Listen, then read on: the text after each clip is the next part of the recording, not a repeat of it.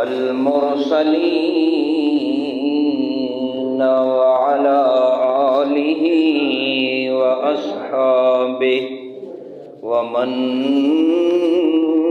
تبعهم أجمعين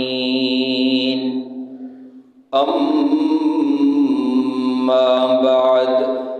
فأعوذ بالله من الشيطان الرجيم بسم الله الرحمن الرحيم وهو يتولى الصالحين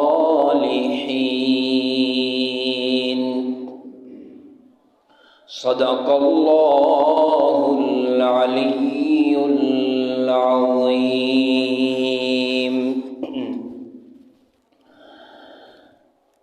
اللہ تبارک و تعالی نے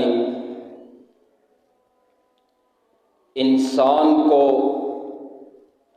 دھڑکتا ہوا دل اور پھڑکتا ہوا دماغ عطا کیا ہوا ہے۔ احساس اور جذبات رکھنے والا یہ انسان اپنی زندگی کے اندر دوسروں سے تعلقات کو جوڑتا ہے، مگر ہر تعلق کے پیچھے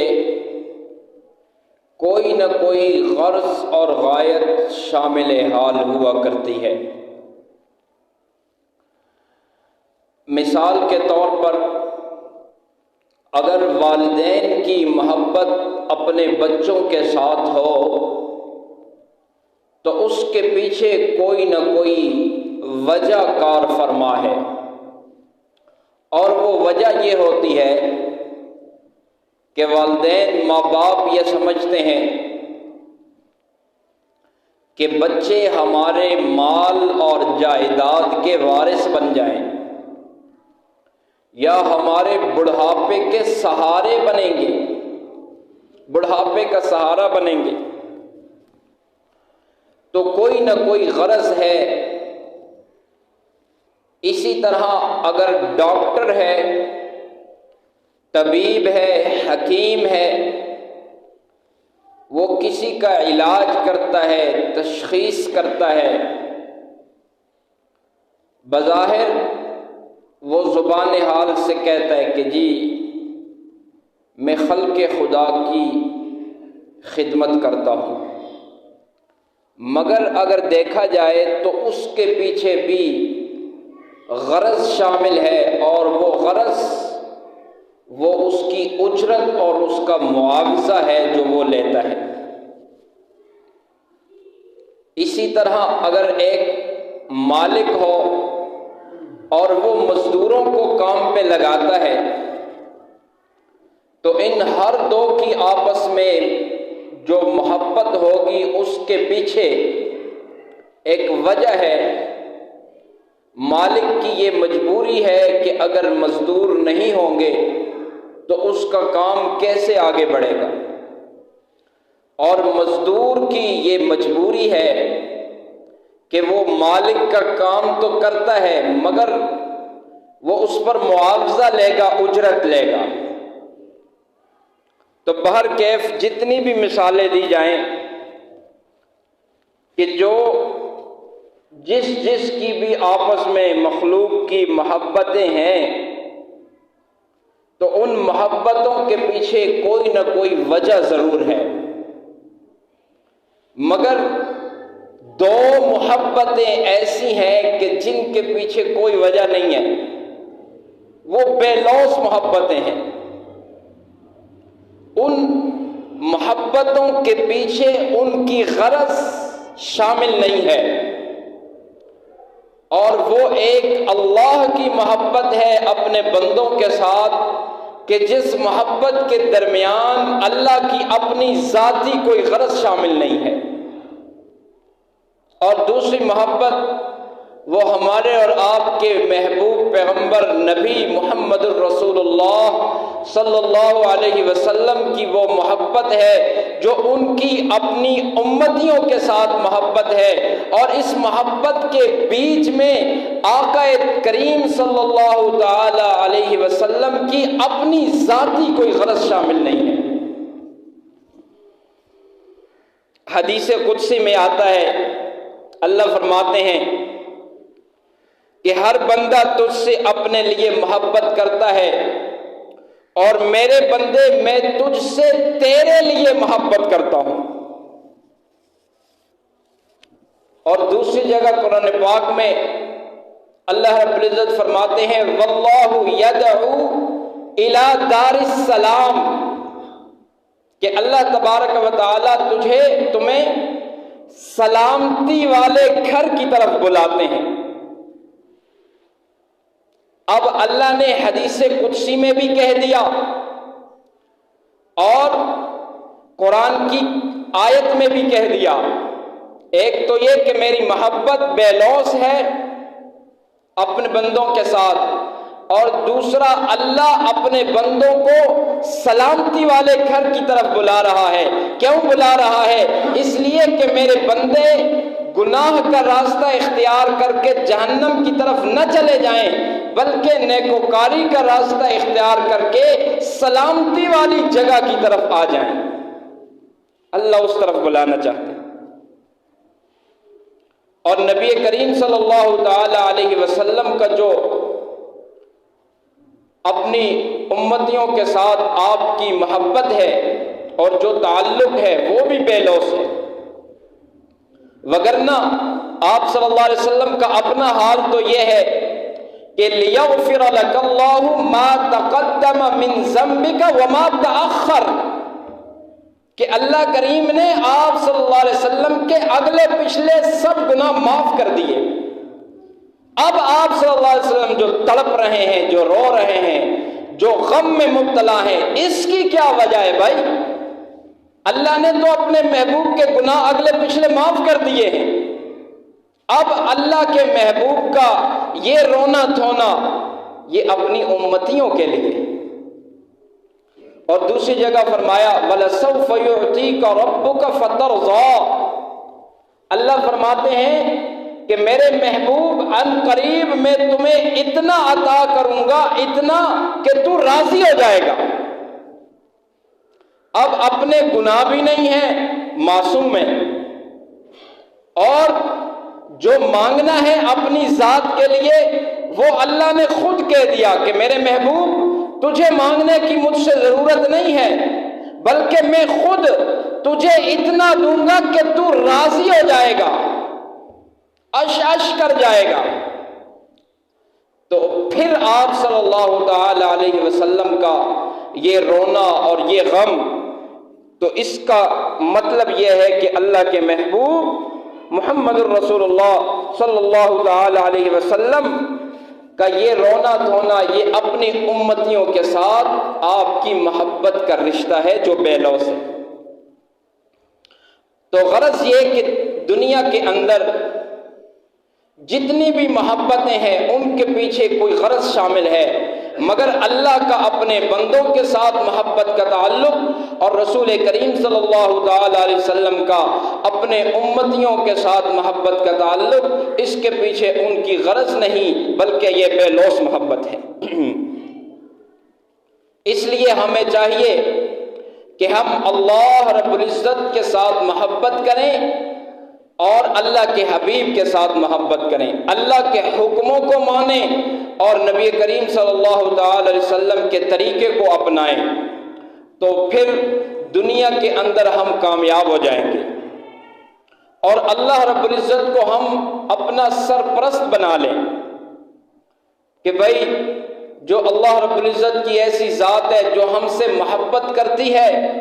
اور اللہ کی ذات جو اپنے مخلوق سے محبت کر رہی ہے، اس کے پیچھے اللہ کی ذاتی غرض نہیں ہے، بے لوث محبت ہے۔ تو جو ذات ہم سے بے لوث محبت کر رہی ہے، اگر اس ذات کو ہم اپنا سرپرست بنا لیں گے تو یقیناً ہم کامیابی کے راستے پر گامزن ہو جائیں گے۔ ذرا مثال سے بات سمجھنی آسان ہوتی ہے ایک دوست اپنے دوست سے پوچھتا ہے کہ جناب، اور وہ بچہ ہوتا ہے، اس سے پوچھتا ہے کہ تو کدھر جا رہا ہے؟ وہ کہتا ہے کہ میں حج کے لیے جاتا ہوں۔ تو وہ اس سے کہتا ہے کہ تو نے ٹکٹ خرید لیا؟ وہ کہتا ہے نہیں خریدا۔ اچھا، احرام خرید لیا؟ نہیں خریدا۔ تو پھر تو حج پہ کیسے جائے گا؟ تو وہ کہتا ہے کہ میں اپنے ابو کے ساتھ جاؤں گا۔ اب اس نے موٹی سی بات کہہ دی، اور اس کے اندر ساری باتیں، اس کے جو کلیات ہیں، جزیات ہیں، اور جو جواب ہیں، وہ سب اس میں مجتمع ہو گئے کہ بھائی میں تو اپنے ابو کے ساتھ جا رہا ہوں، اب مجھے کیا پتا کہ ٹکٹیں خریدنی ہے، احرام خریدنا ہے، اور کیا کیا چیزیں خریدنی ہیں، میں تو اپنے ابو کے ساتھ جا رہا ہوں۔ مطلب یہ کہ سب کچھ انہوں نے خرید لیا ہوگا، یہ تو ان کا کام ہے، وہ میرے سرپرست ہیں۔ تو اس لیے جو بندہ اللہ رب العزت کو اپنا سرپرست بنا لیتا ہے تو اللہ رب العزت قرآن پاک میں فرماتے ہیں وَهُوَ يَتَوَلَّى الصَّالِحِينَ، اللہ نیکوکاروں کا سرپرست ہے۔ اور اللہ رب العزت کو جو بندہ سرپرست بنا لیتا ہے اللہ اس کے لیے کافی ہو جاتا ہے، اور نیکوکاروں کا تو پھر ہے ہی اللہ رب العزت سرپرست، اللہ اس کے لیے راستے بنا دیتا ہے۔ مشکل ترین راستوں سے ہم دیکھتے ہیں کہ اللہ والے کھٹن راستوں سے کیسے گزر جاتے ہیں۔ وجہ یہ ہوتی ہے کہ انہوں نے اپنا سرپرست اللہ رب العزت کو بنایا ہوتا ہے۔ حضرت شیخ الحدیث مولانا زکریا رحمۃ اللہ علیہ نے ایک واقعہ لکھا ہے، فرماتے ہیں کہ ایک مومن بندہ تھا اور وہ ایک آتش پرست کے پاس گیا اور اس سے کہا کہ تو گمراہ ہے، تو آتش پرست ہے، اللہ کو چھوڑ کر تو آگ کی پوجا کر رہا ہے، آگ کی پرستش کر رہا ہے۔ ان کے درمیان کافی مکالمہ ہوا، اس نے بھی دلیلیں دی اور اس نے بھی دلیلیں دی۔ بالآخر مسلمان کو غصہ آ گیا اور اس نے کہا جس کو تو نے رب بنایا ہوا ہے آگ کو اور اس کی پرستش کر رہا ہے، پوجا کر رہا ہے، اگر تیرا رب سچا ہے تو آؤ تم بھی آگ میں ہاتھ ڈالو، میں بھی آگ میں ہاتھ ڈالتا ہوں، اگر تیرا مذہب سچا ہوگا تو بچ جائے گا اور اگر میں سچا ہوا تو میں بچ جاؤں گا۔ مگر آتش پرست اب ہچکچانے لگا، وہ ہاتھ نہیں ڈالتا تھا، تو اس مسلمان نے اس کو ہاتھ سے پکڑا اور دونوں کے ہاتھ آگ میں چلے گئے۔ اب کافی دیر گزری، کافی دیر کے بعد جب دونوں کے ہاتھ باہر آئے تو عجیب منظر یہ تھا کہ دونوں کے ہاتھ نہیں جلے تھے۔ اب مسلمان حیران کہ جی میں تو مسلمان، اللہ نے میری مدد کی، مگر اس کے ہاتھ کو اللہ نے کیوں نہیں جلایا؟ اللہ رب العزت نے اس کے دل میں یہ الہام پیدا فرمایا اور اپنی طرف سے القاء کی یہ بات، فرمایا کہ میرے محبوب بندے میں کیسے اس کے ہاتھ کو جلا سکتا تھا جبکہ اس کے ہاتھ کو تیرے ہاتھ نے تھاما ہوا تھا۔ تو جب مسلمان کا ہاتھ، ایک اللہ والے کا ہاتھ کسی کافر بندے کے، آتش پرست بندے کو بھی چمٹ لیتا ہے، پکڑ لیتا ہے، اللہ اس کو بھی آگ سے بچا لیتا ہے۔ تو اس لیے جو بندہ اللہ کو ضامن بناتا ہے، اللہ کو سرپرست بناتا ہے، اللہ رب العزت اس کی مدد فرماتے ہیں۔ بخاری شریف کی روایت میں ایک واقعہ ہے کہ پچھلی امتوں میں سے ایک بندہ تھا اور وہ سفر میں تھا، سفر کے دوران اسے کچھ پیسوں کی ضرورت پڑی، اب پردیس میں ہے، دائیں دیکھا بائیں دیکھا، بھائی اسے کوئی اپنا رشتہ دار، کوئی عزیز اور کوئی دوست اور کوئی تعلق والا کوئی بھی نہیں مل رہا، پردیس میں ہے۔ ایسے عالم میں اس نے ایک بندے سے کہا کہ جناب مجھے کچھ پیسوں کی ضرورت ہے، تم مجھے پیسے دے دو، میں قرض لوٹا دوں گا۔ اس نے کہا وہ تو ٹھیک ہے لیکن ہمارے درمیان گواہ کون بنے گا؟ تو اس وقت اس بندے نے کہا کہ جناب میرا تو یہاں کوئی واقف کار نہیں ہے، لہٰذا میرا تیرا ضامن اللہ رب العزت بن جاتا ہے، اللہ میرا تیرا ضامن ہے۔ اس نے کہا ٹھیک ہے، جب تو نے اللہ کو ضامن بنا دیا ہے تو یہ امانت لے لے، یہ پیسہ لے لے بطور قرض، اور اتنے ٹائم کے درمیان میں تو پھر مجھے لوٹا دینا۔ پیسہ لے کر اپنے گھر کو چلا گیا، اپنے کاموں میں مصروف ہو گیا۔ جب وقت جو وقت مقررہ تھا وہ پورا ہوا تو اس وقت یہ تو اپنے کاموں میں مصروف تھا، اس کو جب خیال آیا تو وہ ایسا وقت آن پڑا کہ جب سیلاب بھی آ گیا، طغیانی بھی آ گئی، اور اس کے لیے وہاں پر جانا ناممکن ہو گیا۔ اس نے کہا جناب میں نے تو ہر صورت میں یہ اس کی امانت ہے اور اس کو لوٹانی ہے، لہذا اس نے کیا کیا کہ دریا کے پاس آیا اور اس نے لکڑی لی اور اس کے درمیان ایک سوراخ کیا، اور اس سوراخ کے اندر اس نے پیسے بھی رکھ دیے اور ساتھ میں ایک رکا بھی لکھ دیا، اور وہ رکا بھی اس میں اور پیسوں میں ڈال کر سوراخ کے اندر کر دیا اور اس لکڑی کو پانی کے حوالے کر دیا۔ اور اب یہ لکڑی جا رہی ہے اور ادھر سے وہ بندہ، اس نے، یہ بخاری شریف میں روایت ہے، کوئی جھوٹے من گھڑت واقعہ نہیں سنا رہا، فرمایا کہ ادھر سے وہ بندہ اپنے کام کے لیے لکڑیاں کاٹنے کے لیے جنگل کی طرف آیا تو اس کو خیال آیا کہ بھئی نماز کا وقت ہے، میں پہلے وضو کروں اور نماز پڑھوں۔ تو وہ قریب دریا بہہ رہا تھا، دریا کے پاس آیا، وضو کر رہا تھا، اس نے ایک لکڑی کو دیکھا جو اس طرف آ رہی تھی، اس نے کہا بھئی یہی لکڑی شاید اللہ نے میرے لیے بھیجی ہو،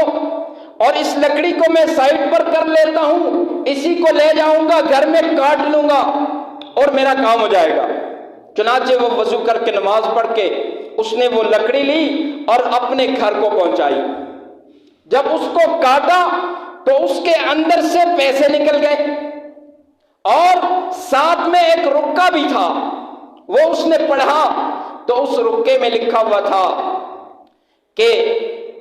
جس ذات کو ہم نے اپنا ضامن بنایا تھا، یہ تیرے پیسے میں اس ضامن کے ہاتھ بیچ رہا ہوں، وہ تجھے لوٹا دے گا۔ اس کو خیال آیا کہ ہاں یہ تو وہی بندہ ہے اور اتنی رقم تھی اور یہ اتنا رقم میرے پاس پہنچ گئی۔ تو جو بندہ اللہ رب العزت کو اپنا ضامن بنا لیتا ہے، اللہ رب العزت اس کے لیے کافی ہو جاتا ہے۔ قرآن میں بھی اللہ فرماتے ہیں حسبنا اللہ و نعم الوکیل، نعم المولا و نعم النصیر۔ جو مومن بندہ یہ کہہ دیتا ہے کہ حسبنا اللہ و نعم الوکیل، کہ میرے لیے اللہ رب العزت کافی ہے اور وہ بہترین کارساز ہے، اور یا وہ کہے کہ نعم المولا و نعم النصیر، وہ بہترین رکھوالا ہے اور بہترین مددگار ہے، تو اللہ رب العزت اس کی مدد کے لیے کافی ہو جاتا ہے۔ اللہ قرآن میں فرماتے ہیں وَلَوْ أَنَّ أَهْلَ الْقُرَىٰ آمَنُوا وَاتَّقَوْا لَفَتَحْنَا عَلَيْهِمْ بَرَكَاتٍ مِّنَ السَّمَاءِ وَالْأَرْضِ، اگر یہ بستیوں والے ایمان لے آتے اور تقوی کو اختیار کرتے تو اللہ فرماتے ہیں کہ ہم ان کے لیے آسمان سے اور زمین سے دونوں طرف سے رزق کے دروازے کھول دیتے۔ اور ایک جگہ اللہ فرماتے ہیں وَيَرْزُقْهُ مِنْ حَيْثُ لَا يَحْتَسِبُ، کہ ہم ایسی جگہ سے ان کو رزق دیں گے جہاں سے ان کو گمان بھی نہیں ہوگا۔ تو میرے بھائیو دوستو بزرگوں، جو بندہ اللہ رب العزت کو اپنا سرپرست بنا لیتا ہے، اللہ اس کی مدد کے لیے کافی ہو جاتا ہے۔ اس لیے ہمیں چاہیے کہ جس ذات کی محبت ہمارے ساتھ بے لوث ہے اور اسی نے ہمیں پیدا کیا ہے اور اسی کی طرف ہمیں لوٹ کر جانا ہے، ہمیں چاہیے کہ ہم اس دنیا کی قلیل زندگی میں اسی کی عبادت کرنے والے بن جائیں، تب ہم دنیا میں بھی کامیاب ہیں، اور جو حقیقی زندگی آخرت کی زندگی ہے اس میں بھی ہم کامیاب ہو جائیں گے۔ اور جو اللہ رب العزت نے کامیابی کی جگہ بنائی ہے، جس کے لیے اللہ بلا رہے ہیں اپنے نیک لوگوں کو، واللہ یدعو الی دار السلام وہاں تک اللہ رب العزت ہمیں پہنچا دیں گے۔ دعا ہے کہ اللہ تبارک و تعالی ہمیں اس ٹھکانے تک پہنچا دے، اور اللہ